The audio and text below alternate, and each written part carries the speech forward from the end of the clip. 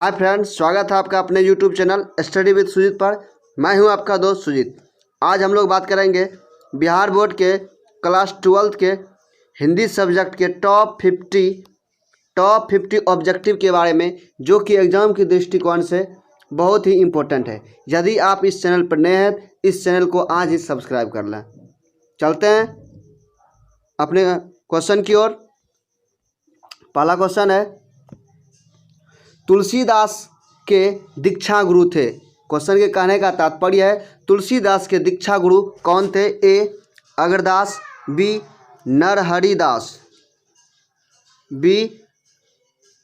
नरहरिदास, सी Surdas, D महादास। तो इसका सही आंसर हो जाएगा, तुलसीदास के जो दीक्षा गुरु थे वो कौन थे? नरहरिदास। कौन थे? नरहरिदास। यदि पूछा जाए तुलसीदास के दीक्षा गुरु कौन थे?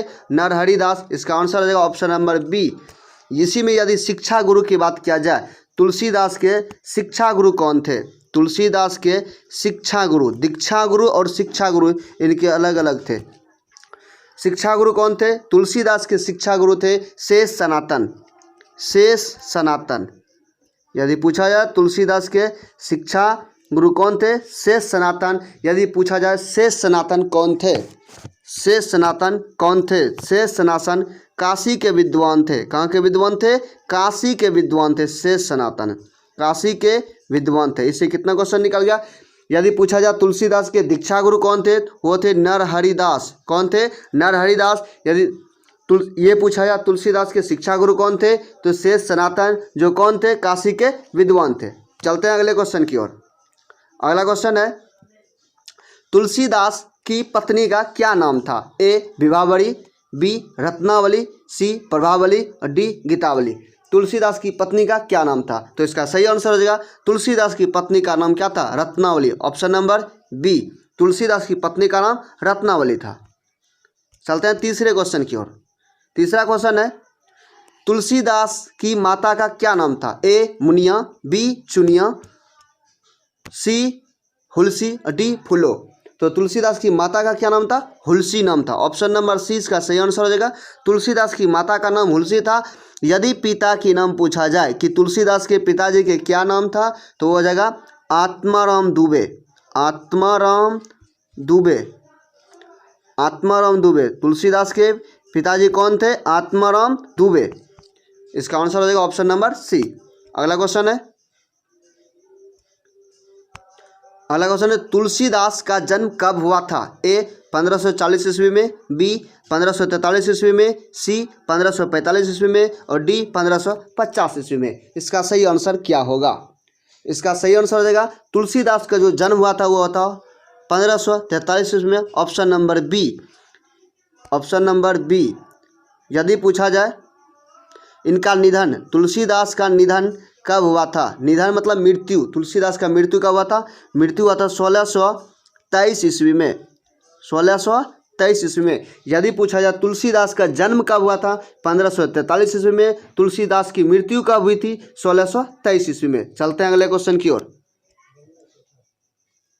अगला क्वेश्चन है, तुलसीदास का जन्म किस प्रदेश में हुआ था? ए हिमाचल प्रदेश, बी आंध्र प्रदेश, सी उत्तर प्रदेश, डी मध्य प्रदेश। तो इसका सही आंसर हो जाएगा, तुलसीदास का जो जन्म हुआ था वो हुआ था उत्तर प्रदेश में। कहाँ हुआ था? उत्तर प्रदेश में। उत्तर प्रदेश में कहाँ? राजापुर बांदा। उत्तर प्रदेश में कहाँ? राजापुर बांदा में। राजापुर बांदा में। चलते हैं अगले क्वेश्चन की ओर। अगला क्वेश्चन है, रामचरितमानस किसकी रचना? ए सूरदास की, बी तुलसीदास की, सी कबीरदास की, डी नाभादास की। तो इसका सही आंसर हो जाएगा, रामचरितमानस जो रचना है वो है तुलसीदास की। किसकी है? तुलसीदास की। ऑप्शन नंबर बी सही इसका आंसर होगा। यदि पूछा जाए कि तुलसीदास का मूल नाम क्या था? तुलसीदास का मूल नाम, तुलसीदास का मूल नाम क्या था? वो नाम था राम बोला।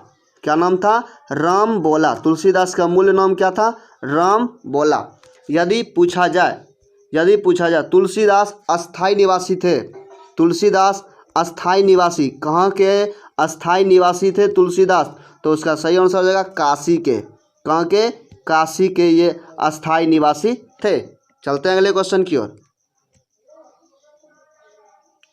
अगला क्वेश्चन है कवितावली के रचनाकार है। कवितावली के रचनाकार कौन है? ए जायसी, बी तुलसीदास, सी कबीरदास, डी सूरदास। तो बताइए इसका सही आंसर क्या हो जाएगा? इसका सही आंसर होगा कवितावली के जो रचनाकार थे वो कौन थे? Tulsidas. Option number B, option number B इसका सही आंसर हो जाएगा। यदि इसमें पूछा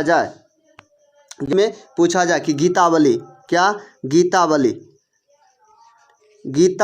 गीतावली और विनय पत्रिका, गीतावली और विनय पत्रिका के रचनाकार कौन है? तो इसका सही आंसर हो जाएगा, इसका सही आंसर हो जाएगा ऑप्शन नंबर, सही आंसर हो जाएगा तुलसीदास। सही आंसर हो जाएगा तुलसीदास। गीतावली हो, विनय पत्रिका हो या कवितावली हो, इन सब की रचनाकार कौन है? तुलसीदास। चलते हैं अगले क्वेश्चन की ओर। अगला क्वेश्चन है निम्नलिखित में रामचरितमानस क्या है? ए गीति काव्य, बी गाथा, सी महाकाव्य, डी खंड काव्य। तो बताइए इसका सही आंसर क्या होगा? निम्नलिखित में रामचरितमानस क्या है? रामचरितमानस क्या है? तो इसका सही आंसर हो जाएगा ऑप्शन नंबर सी, रामचरितमानस क्या है? एक महाकाव्य है। ये क्या? एक महाकाव्य है। चलते हैं अगले क्वेश्चन की ओर। अगला क्वेश्चन है विनय पत्रिका की भाषा है। विनय पत्रिका की भाषा क्या है? ए अवधी है, बी अंतर्वेदी ब्रजभाषा, सी मैथिली और डी अंगिका। तो विनय पत्रिका की भाषा क्या है? तो इसका सही आंसर हो जाएगा विनय पत्रिका की जो भाषा है वो क्या है? ब्रजभाषा, अंतर्वेदी ब्रजभाषा है। चलते हैं अगले क्वेश्चन की ओर। अगला क्वेश्चन है तुलसीदास किस काल के कवि थे? वो तुलसीदास किस काल के कवि थे? तो उसका देखिए ऑप्शन क्या है? ए आदिकाल, बी रीतिकाल, सी आधुनिक काल और डी भक्ति काल। तो इसका सही आंसर हो जाएगा तुलसीदास किस काल के कवि थे? तुलसीदास भक्ति काल के कवि थे। ऑप्शन नंबर डी इसका सही हो जाएगा। चलते हैं अगले क्वेश्चन की ओर। अगला क्वेश्चन है छप्पई शीर्षक के रचयिता कौन है? ए सूरदास, बी कबीरदास, सी नाभादास, डी तुलसीदास। तो बताइए इसका सही आंसर क्या होगा? तो इसका सही आंसर होगा छप्पई शीर्षक कविता के रचयिता जो है वो कौन है? नाभादास। कौन है? नाभादास। Option number C. चलते हैं अगले क्वेश्चन की ओर। अगला क्वेश्चन है नाभादास का जन्म कब हुआ था? ए 1550 ईस्वी में, बी 1570 ईस्वी में अनुमानित, सी 1560 ईस्वी में और डी 1565 ईस्वी में। तो बताइए इसका सही आंसर क्या होगा?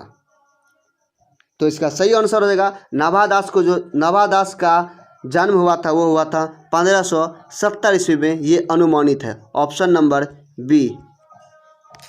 चलते हैं अगले क्वेश्चन की ओर। कौन सी रचना नाभादास की है? ए सूरसागर, बी भक्तमाल, इस काल को माल बना दीजिए, बी क्या है? भक्तमाल, और सी है बिहारी सतसई और डी है बीजक। तो इसका सही आंसर हो जाएगा नाभादास की जो रचना है वो कौन है? भक्तमाल। यदि पूछा जाए नाभादास की रचना क्या है? Bhaktamal. Option number B, option number B इसका सही हो जाएगा। नाभादास की रचना क्या है? भक्तमाल। चलते हैं अगले क्वेश्चन की ओर। अगला क्वेश्चन है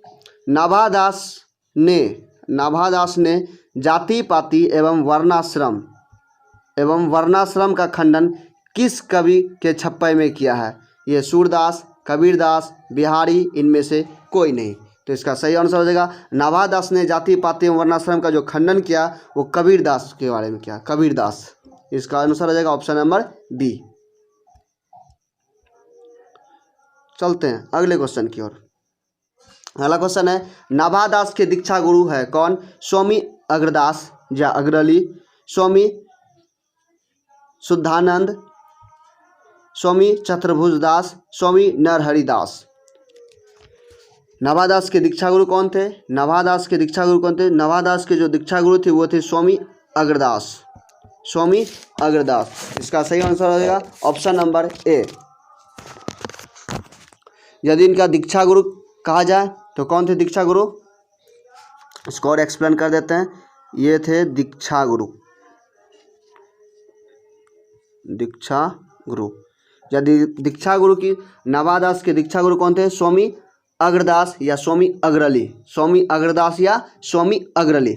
यदि इनके शिक्षा गुरु की बात किया जाए, यदि इनके शिक्षा गुरु की बात किया जाए तो वो थे नरहरिदास, स्वामी नरहरिदास।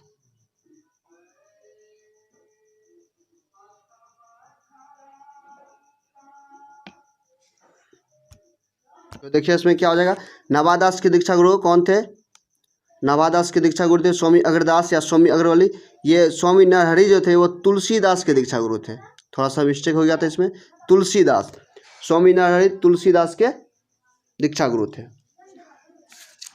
चलते हैं अगले क्वेश्चन की ओर।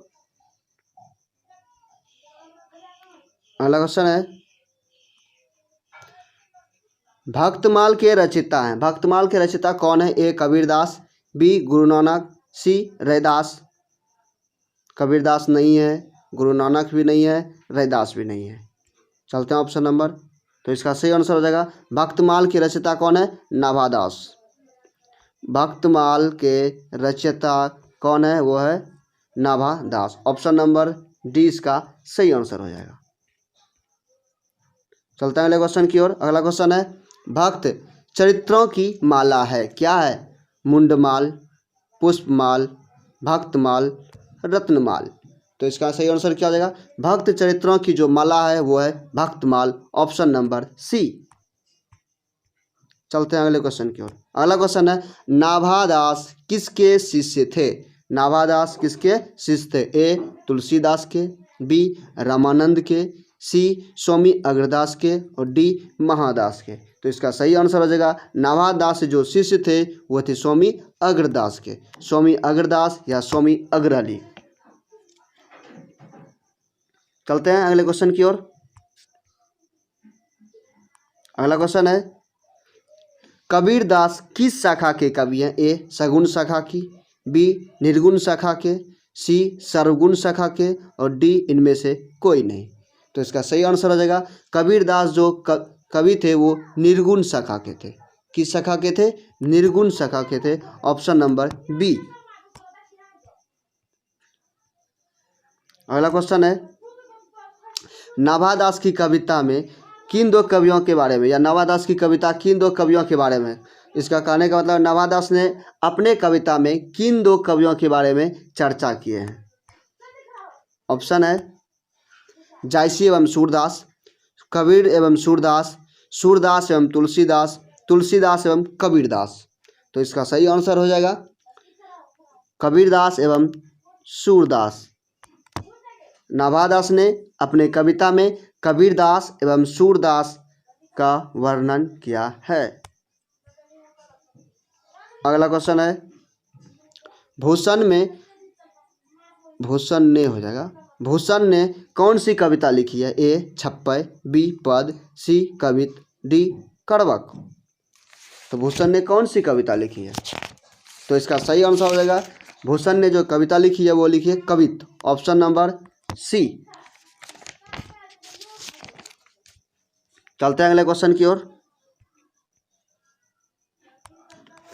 फिर वही क्वेश्चन को घुमा दिया गया। कवित शीर्षक कविता के कवि कौन है? ए कबीर, बी भूषण, सी तुलसीदास, डी सूरदास। तो इसका सही आंसर हो जाएगा कवित शीर्षक कविता के जो कवि हैं वो हैं भूषण साहब। Option number B. यदि इसमें पूछा जाए कि भूषण का जन्म कब हुआ था, भूषण का जन्म कब हुआ था? हुआ था 1613 ईस्वी में। भूषण का जन्म कब हुआ था? 1613 ईस्वी में। यदि उसके निधन की बात किया जाए कि भूषण का निधन कब हुआ था? 1715 ईस्वी में। 1715 ईस्वी में। यदि उनका जन्म स्थान पूछा जाए वो तिकवापुर है। भूषण का जन्म स्थान कहाँ है? तिकवापुर। तिकवापुर, ये तिकवापुर कहाँ है? कानपुर उत्तर प्रदेश में। कानपुर उत्तर प्रदेश में।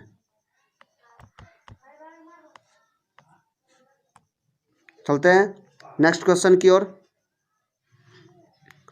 अगला क्वेश्चन है, रीतिकाल किस धारा के भूषण रीतिकाल के किस धारा के कवि है? भूषण रीतिकाल के किस धारा के कवि है? ऑप्शन नंबर ए निर्गुण धारा के, ऑप्शन नंबर बी रीतियुक्त धारा के, ऑप्शन नंबर सी सगुण धारा के, और ऑप्शन डी रीतियुक्त धारा के। यहाँ 2 बार रीतियुक्त लिखा गया और दोनों सही है। यदि पूछा जाए भूषण किस धारा के कवि हैं तो वो रीतियुक्त धारा के कवि है। इसका आंसर बी और डी दोनों एक ही ऑप्शन है, इसलिए इसमें दोनों आंसर हो जाएगा बी और डी। थोड़ा सा लिखावट में मिस्टेक है, ध्यान दीजिएगा। चलते हैं अगले क्वेश्चन की ओर। कहता है कवित्व के द्वितीय पद में किस रस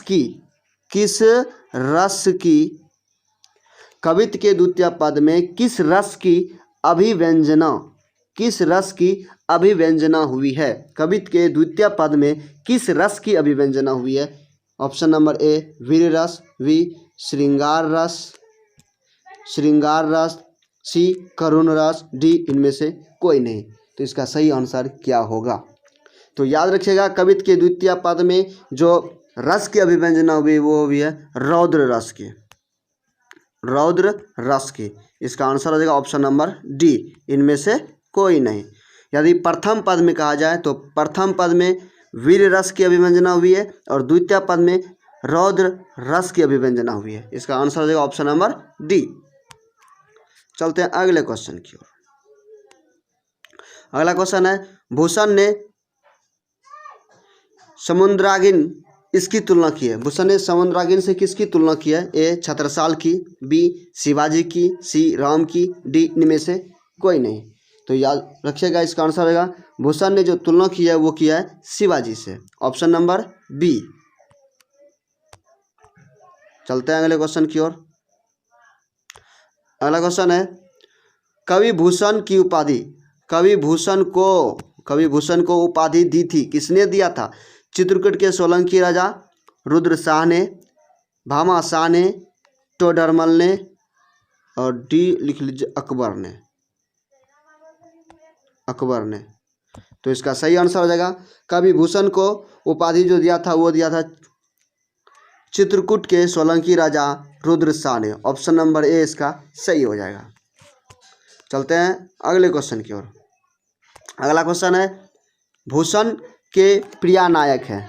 भूषण के प्रिय नायक या भूषण का प्रिय कौन है? ए छत्रपति शिवाजी और छत्रसाल, बी राणा प्रताप और राणा सांगा, सी अकबर और मानसिंह, डी इनमें से कोई नहीं। तो बताइए इसका सही आंसर क्या होगा? यदि इसमें कहा जाए भूषण का प्रिय नायक कौन था, इसमें था छत्रपति शिवाजी और छत्रसाल। यदि इसमें पूछा जाए भूषण जी का निधन कब हुआ था? निधन हुआ था 1715 ईस्वी में। उनकी मृत्यु या उनका निधन कब हुआ था? 1715 ईस्वी में। और जन्म कब हुआ था? जन्म हुआ था 1613 ईस्वी में। भूषण का जन्म कब हुआ था? 1613 ईस्वी में और निधन हुआ था 1715 ईस्वी में। यदि इसके पिता का यदि पूछा जाए भूषण के पिताजी कौन थे? ये थे रत्नाकर त्रिपाठी। भूषण के पिताजी कौन थे? रत्नाकर त्रिपाठी। चलते हैं अगले क्वेश्चन की ओर।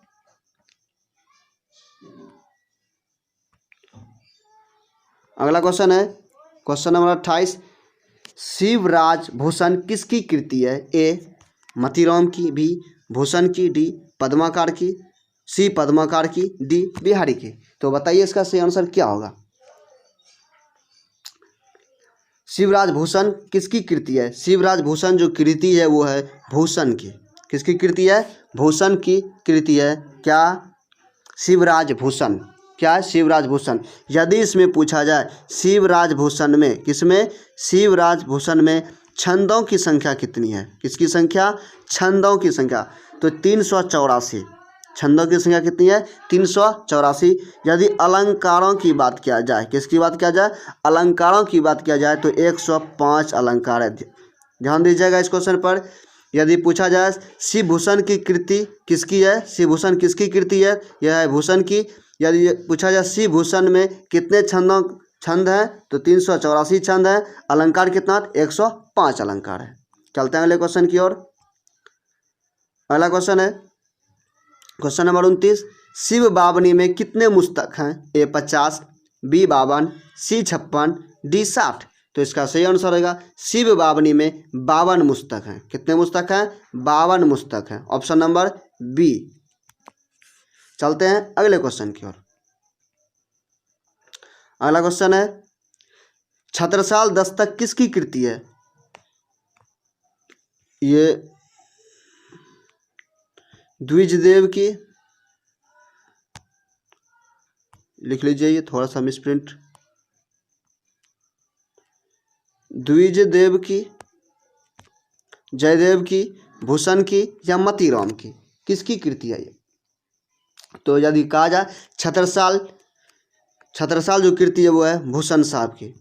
यदि पूछा जाए छत्रसाल में कितने छंदों का वर्णन किया गया तो इसमें 10 छंदों का वर्णन किया गया। कितने छंदों का? 10 छंदों का वर्णन किया गया। किसमें? छत्रसाल में 10 छंदों का वर्णन किया गया। किसमें? छत्रसाल में। यदि पूछा जाए क्या शिवराज भूषण में कितने छंदों का वर्णन किया गया? 384 छंदों का वर्णन किया गया। चलते हैं अगले क्वेश्चन की ओर। अगला क्वेश्चन है आंसू किसकी रचना है? आंसू किसकी रचना है? ए महादेवी वर्मा की, बी जयशंकर प्रसाद की, सी सुमित्रानंदन पंत की और डी सूर्यकांत त्रिपाठी निराला की। तो इसका सही आंसर क्या हो जाएगा? तो इसका सही आंसर जो आंसू जो रचना है वो है जयशंकर प्रसाद की। किसकी रचना है? जयशंकर प्रसाद की। कौन सी रचना? आंसू। आंसू के साथ साथ यदि पूछा जाए झरना किसकी रचना है? जयशंकर प्रसाद की। लहर किसकी रचना है? जयशंकर प्रसाद की। झरना हो, आंसू हो, लहर हो, ये सब किसकी है? जयशंकर प्रसाद की। चलते हैं अगले क्वेश्चन की ओर। अगला क्वेश्चन है क्वेश्चन नंबर 32। जयशंकर प्रसाद ने कौन सी कविता लिखी है? ए पुत्र वियोग, बी तुमुल कोलाहल कलह में, सी उषा, डी हार जीत। तो बताइए इसका आंसर क्या होगा? तो इसका सही आंसर हो जाएगा जयशंकर प्रसाद ने जो कविता लिखी है वो लिखी है तुमुल कोलाहल कलह में। Option number B. चलते हैं अगले क्वेश्चन की ओर। अगला क्वेश्चन है जयशंकर प्रसाद का जन्म हुआ था। जयशंकर प्रसाद का जन्म कब हुआ था? ऑप्शन को सही कर लीजिएगा। यह 1880 ईस्वी। क्या है? 1880 ईस्वी। ये दे दीजिएगा 1885, 1889 और 1890। जयशंकर प्रसाद का जन्म कब हुआ था? तो इसका सही आंसर हो जाएगा जयशंकर प्रसाद का जन्म कब हुआ था? 1889 ईस्वी में। Option number C. यदि पूछा जाए जयशंकर प्रसाद का जन्म कब हुआ था? 1889 ईस्वी में। यदि बात इसकी निधन का किया जाए, इनकी मृत्यु का किया जाए, इनका निधन कब हुआ था? इनका निधन हुआ था 15 नवंबर। कब हुआ था? 15 नवंबर 1937 ईस्वी में। 15 नवंबर 1937 ईस्वी में। यदि जन्म पूछा जाए 1889 ईस्वी में। जन्म कब हुआ था? 1889 ईस्वी में। चलते हैं अगले क्वेश्चन की ओर। अगला क्वेश्चन है क्वेश्चन नंबर 34।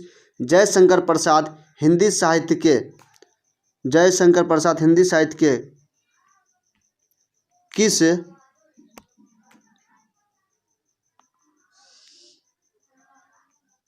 किस काल के कवि थे?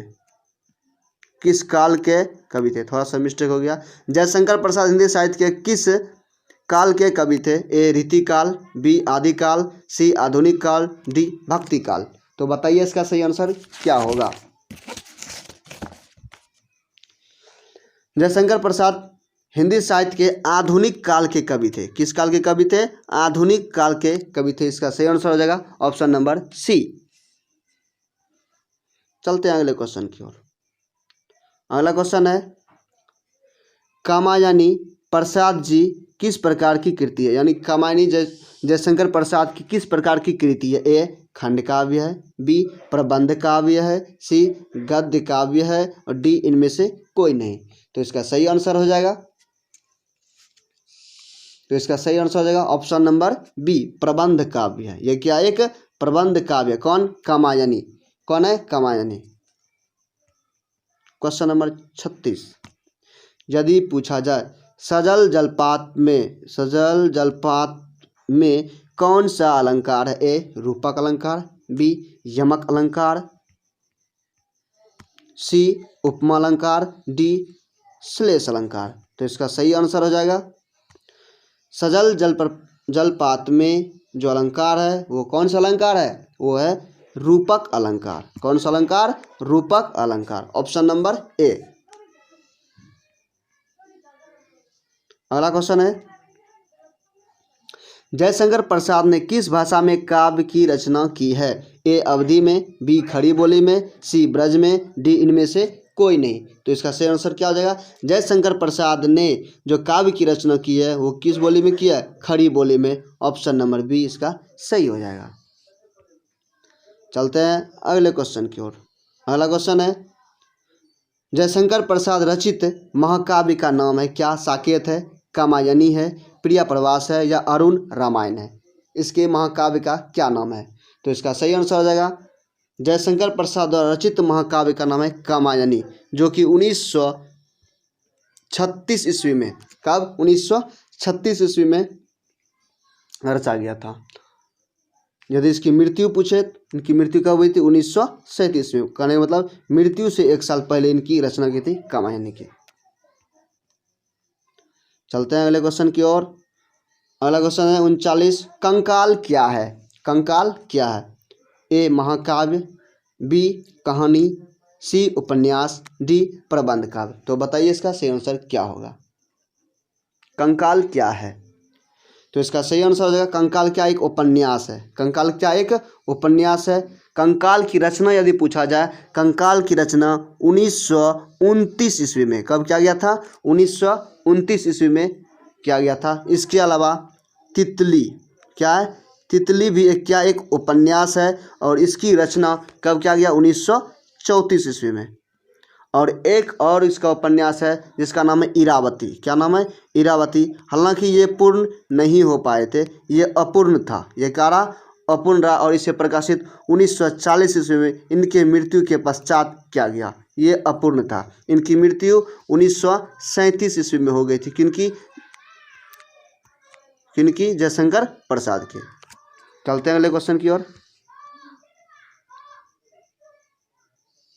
अगला क्वेश्चन है क्वेश्चन नंबर 40, ध्रुव स्वामिनी कैसी कृति है। कैसी है, महाकाव्य है, गीति नाट्य है, गीति काव्य है या नाटक है। ध्रुव स्वामिनी क्या है। ध्रुव स्वामिनी क्या है, ये बताना आपको। ध्रुव स्वामिनी क्या है, क्वेश्चन नंबर 40। तो इसका सही आंसर हो जाएगा, ध्रुव स्वामिनी क्या एक नाटक है। ध्रुव स्वामिनी क्या एक नाटक है, जो किसके द्वारा लिखा गया, जयशंकर प्रसाद जी के द्वारा लिखा गया 1933 ईस्वी में। कब लिखा गया, 1933 ईस्वी में लिखा गया ध्रुव स्वामिनी। एक और नाटक है, इसने बहुत नाटक लिखा है, जैसे स्कंदगुप्त।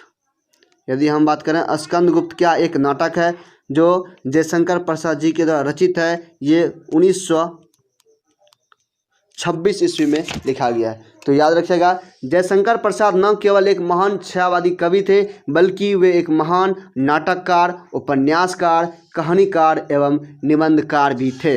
ये अपने साथ बहुत बड़ी उपलब्धि हासिल कर लिए थे। यदि इनकी शिक्षा के बारे में बात किया जाए, किसके बारे में बात किया जाए, इनकी शिक्षा बहुत ही कम हो पाई थी। किसकी, जयशंकर प्रसाद की। इनकी शिक्षा मात्र 8वीं क्लास तक हुई थी।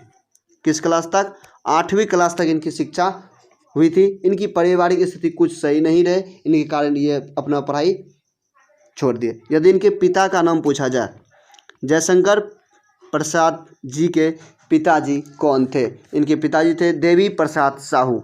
इनके पिताजी कौन थे, देवी प्रसाद साहू। देवी प्रसाद साहू। यदि पूछा जाए जयशंकर प्रसाद के पिताजी कौन थे? देवी प्रसाद साहू। इनका जन्म कहाँ हुआ था? इनका जन्म हुआ था वाराणसी में। जन्म कहाँ हुआ था? वाराणसी में। वाराणसी में इनका जन्म कहाँ हुआ था? वाराणसी में। चलते हैं अगले क्वेश्चन की ओर। अगला क्वेश्चन है पुत्र वियोग शीर्षक कविता किसकी रचना है? पुत्र वियोग शीर्षक कविता किसकी रचना? ए जयशंकर प्रसाद की, बी सुभद्रा कुमारी चौहान की, सी रघुवीर सहाय की और डी शमशेर बहादुर सिंह की। तो बताइए इसका सही आंसर क्या होगा? इसका सही आंसर क्या होगा? तो इसका सही आंसर होगा पुत्र वियोग शीर्षक कविता किसकी रचना? यह है सुभद्रा कुमारी चौहान की रचना। ऑप्शन नंबर बी सही हो जाएगा। चलते हैं अगले क्वेश्चन की ओर। अगला क्वेश्चन है सुभद्रा कुमारी चौहान का जन्म कहाँ हुआ था? ए वाराणसी में, बी कानपुर में, सी इलाहाबाद में, डी फैजाबाद में। बता दें ये सभी जो शहर है ये कहाँ है? यूपी में है। ये सभी शहर कहाँ है? यूपी उत्तर प्रदेश में। आपको ये बताना सुभद्रा कुमारी चौहान का जन्म कहाँ हुआ था? इनका जन्म हुआ था इलाहाबाद में। कहाँ जन्म हुआ था? इलाहाबाद में। इलाहाबाद में कहाँ? निहालपुर में। कहाँ हुआ था? इलाहाबाद में कहाँ? निहालपुर में। निहालपुर में इनका जन्म हुआ था। अगला क्वेश्चन है सुभद्रा कुमारी चौहान की कृति नहीं है। सुभद्रा कुमारी चौहान की कृति कौन सी नहीं है? ए बिखरे मोती, बी मुकुल, सी प्रायश्चित, डी त्रिधारा। बिखरे मोती सुभद्रा कुमारी चौहान की कृति है, मुकुल भी है, त्रिधारा भी है, लेकिन ये प्रायश्चित नहीं है। यह नहीं पूछ रहा है इसलिए क्या हो जाएगा? Option number C. चलते हैं अगले क्वेश्चन की ओर। अगला क्वेश्चन है सुभद्रा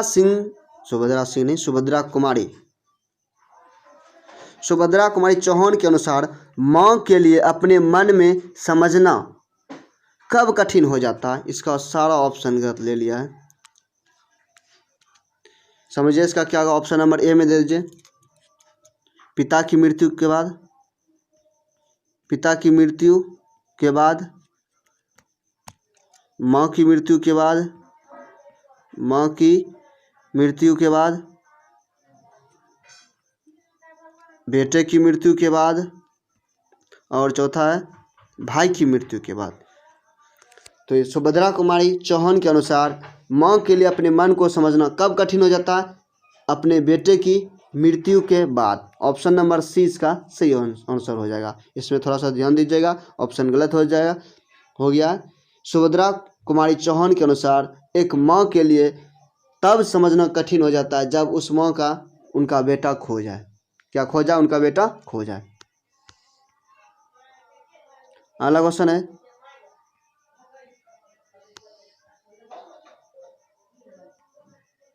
क्वेश्चन है पुत्र वियोग कविता के कवित्री ने अपने असामयिक मृत पुत्र के लिए किस शब्द का प्रयोग नहीं किया?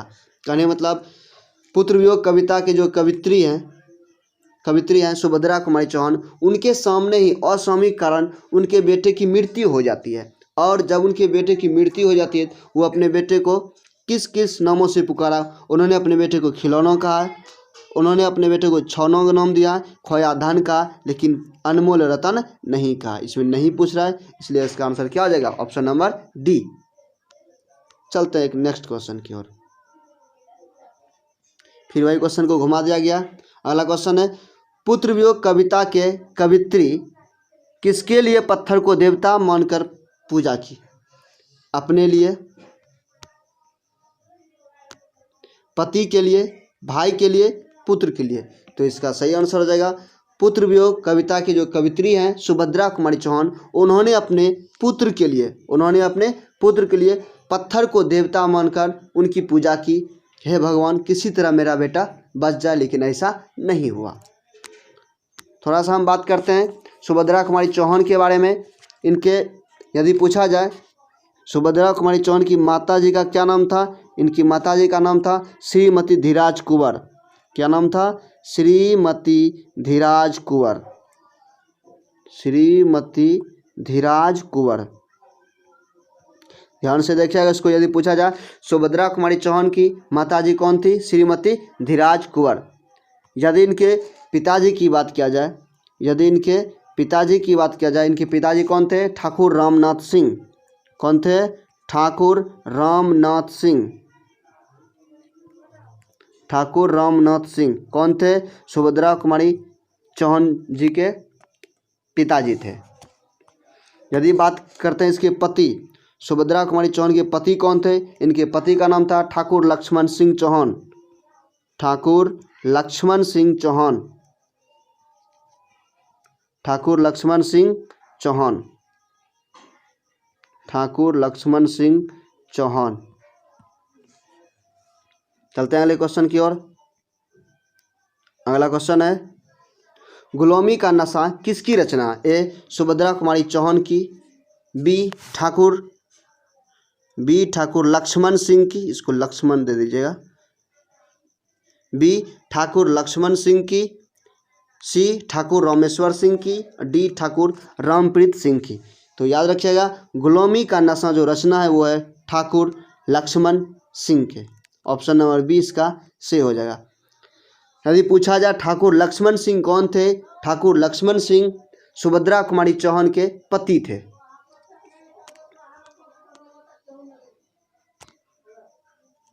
अगला क्वेश्चन है, बिखरे मोती क्या है? उपन्यास, काव्य संकलन, निबंध संकलन, कहानी संग्रह। बिखरे मोती क्या है? तो याद रखिएगा बिखरे मोती क्या? कहानी संग्रह। ऑप्शन नंबर डी इसका सही हो जाएगा। यदि इसी में क्वेश्चन को पूछा जाए ऐसा क्वेश्चन, त्रिधारा क्या है? त्रिधारा क्या है? तो याद रखिएगा त्रिधारा क्या? ये कविता चयन है। क्या? त्रिधारा एक कविता चयन है। त्रिधारा की रचना किसके द्वारा किया गया? सुभद्रा कुमारी चौहान के द्वारा। इसी में यदि पूछा जाए मुकुल क्या है? मुकुल क्या है? मुकुल की रचना 1930 ईस्वी में किया गया था और यह क्या? एक कविता संग्रह है। मुकुल क्या? एक कविता संग्रह है। कविता संग्रह है। और बिखरे मोती क्या? एक कहानी संग्रह है। अगला क्वेश्चन है, पुत्र वियोग शीर्षक कविता किस काव्य संग्रह से ली गई है? ए चित्राधार से, बी लहर से, सी मुकुल से, डी दीपशिखा से। तो इसका सही आंसर हो जाएगा मुकुल से। किससे लिया गया? मुकुल से लिया गया। और इसी मुकुल के लिए उन्हें 1930 ईस्वी में, कब? 1930 ईस्वी में शैक्सपियर पुरस्कार मिला था। कौन सा पुरस्कार मिला था? शैक्सपियर पुरस्कार मिला था। शैक्सपियर पुरस्कार मिला था। यदि पूछा जाए मुकुल की रचना कब किया गया था? 1930 ईस्वी में। किसके द्वारा किया गया था? सुभद्रा कुमारी चौहान के द्वारा। और इसी मुकुल कविता संग्रह पर उसे शैक्सपियर पुरस्कार से नवाजा गया था। चलते हैं आज का लास्ट क्वेश्चन है, पुत्र वियोग किसकी रचना? ए सुभद्रा कुमारी चौहान की, बी रघुबरी की, सी अज्ञे की और डी मुक्तिबोध की। तो इसका सही आंसर हो जाएगा पुत्र वियोग जो रचना है वो है सुभद्रा कुमारी चौहान की। तो फ्रेंड्स ये वीडियो आपको कैसा लगा कमेंट के माध्यम से ज़रूर बताइएगा। मिलते हैं एक नेक्स्ट वीडियो में, तब तक के लिए धन्यवाद। देखते रहिए, सीखते रहिए।